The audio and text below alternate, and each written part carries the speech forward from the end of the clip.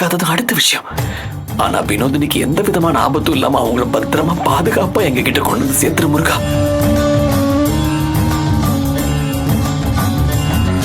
தெய்வ சக்திக்கு முன்னாடி மனுஷனுடைய சக்தி ஒண்ணுமே இல்லைன்னு நம்புறவனா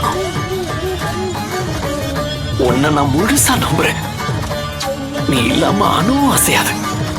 உன் மேல நான் நம்பிக்கை வச்சிருக்கேன் முருகா. இங்க பாரு, உங்களுக்கு மட்டும் ஏதாவது ஒண்ணு ஆச்சுன்னா அதுக்கப்புறம் நான் என்ன பண்ணுவேன் எனக்கே தெரியாது.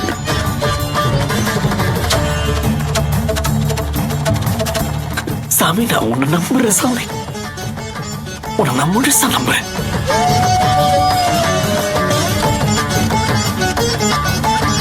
வினோதினிக்கு எந்த ஆபத்து வராம அவங்களை எங்க கிட்ட பத்திரமா கொண்டு வந்து சேர்த்துரு ஆண்டவா. பத்திரமா அவங்களை எங்க கிட்ட கொண்டு வந்து சேர்த்துரு. வினோதினியை காப்பாத்து முருகா, காப்பாத்து.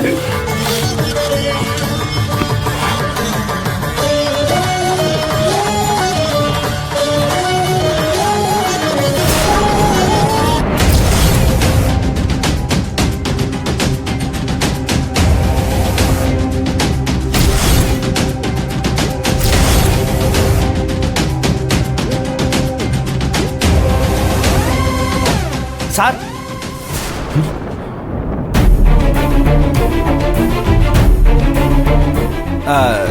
சார் இங்க இருக்கீங்களா? விசாரிக்கிறதுக்காக போலீஸ் வந்திருக்காங்க, கொஞ்சம் உள்ள வாங்க. போலீஸா? அவங்க எப்படி வந்தாங்க? நான் தான் சார் வர சொன்னேன். இதுக்கு மேலேயும் நாம மட்டும் தேடிட்டு இருந்தா அது சரியா வராது சார்.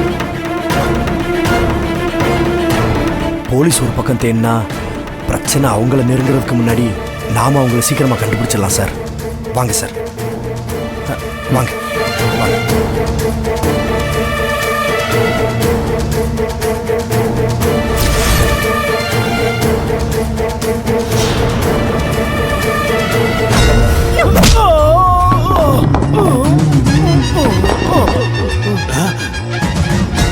என்னடா வாடா.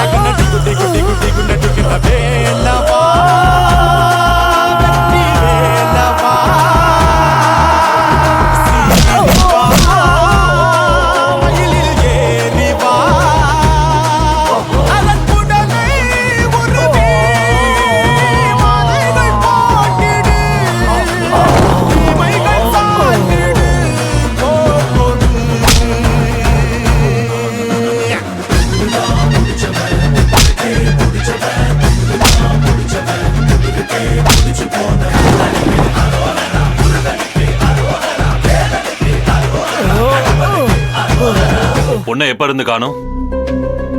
3 மணி நேரம் இருக்கும் சார். காணாம போறதுக்கு முன்னாடி மண்டபத்துல பிரச்சனை நடந்துச்சா? இல்லங்க சார், அப்படியெல்லாம் எதுவும் இல்ல.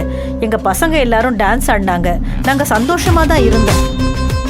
இல்ல அவங்க வேற யாரையும்? ஐயோ, நீங்க நினைக்கிற மாதிரி இல்ல சார். இது எங்க பசங்களுக்கு 2வது கல்யாணம். 2 பேரும் முறைப்படி டைவர்ஸ் வாங்கிட்டாங்களா? முத கல்யாணத்துல ஏதாவது பிரச்சனை நடந்துச்சா?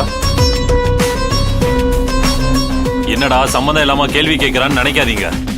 பொண்ணை காணும்னு சொன்ன உடனே நாங்க தேடி கண்டுபிடிக்கிறதுக்கு ஒண்ணும் மந்திரவாதி இல்ல.